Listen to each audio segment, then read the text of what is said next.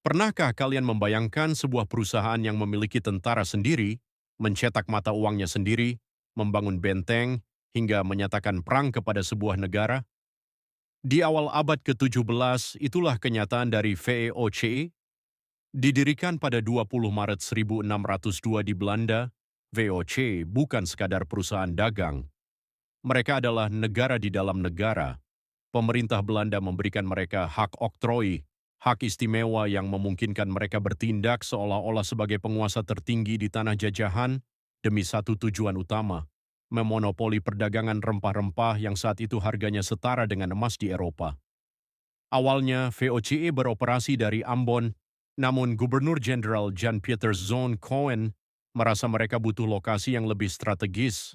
Pilihannya jatuh pada Jayakarta. Pada tahun 1619, setelah serangan brutal, mereka meruntuhkan Jayakarta dan membangun Batavia di atasnya.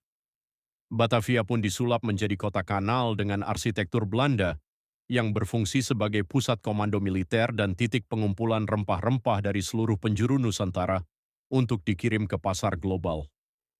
Salah satu sejarah paling kelam adalah pengepungan Kepulauan Banda pada tahun 1621. Pala adalah komoditas yang sangat berharga. Ketika rakyat Banda menolak monopoli VOCE dan tetap berdagang dengan pihak lain, Cohen melakukan tindakan kejam. Ia memerintahkan pembantaian hampir seluruh populasi asli Banda. Tanah mereka diambil alih lalu disewakan kepada pensiunan tentara Belanda untuk dijadikan perkebunan yang dikelola oleh tenaga kerja budak. Ini adalah cermin nyata bagaimana kekayaan VOC dibangun di atas fondasi kemanusiaan yang hancur. Bagaimana VOC bisa bertahan lama di Nusantara yang luas? Mereka menggunakan politik divide et impera atau politik adu domba. Mereka masuk ke dalam konflik internal kerajaan-kerajaan besar. Misalnya saat Kerajaan Mataram atau Banten sedang mengalami konflik suksesi, VOCE datang menawarkan bantuan militer kepada salah satu pihak.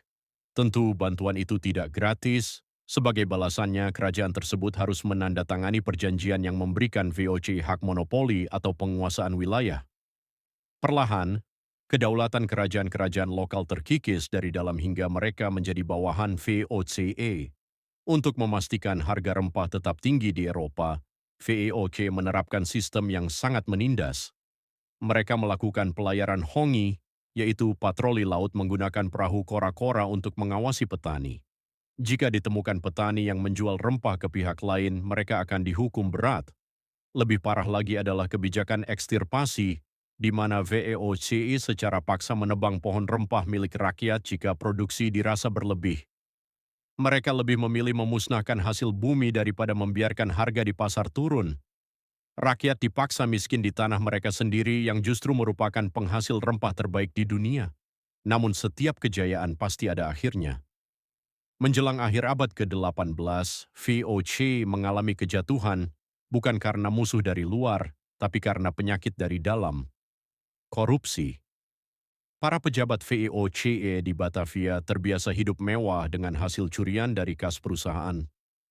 Mereka melakukan perdagangan gelap secara masif, sementara laporan keuangan dimanipulasi. Utang perusahaan membengkak hingga 136 juta gulden. VOC pun akhirnya mendapat julukan mematikan. Vergaan onder koruptie, runtuh karena korupsi. Pada 31 Desember 1799, kongsi dagang ini resmi dibubarkan. Hutang dan kekuasaan mereka di Nusantara diambil alih oleh pemerintah Belanda, yang menandai awal masa penjajahan Hindia Belanda secara resmi.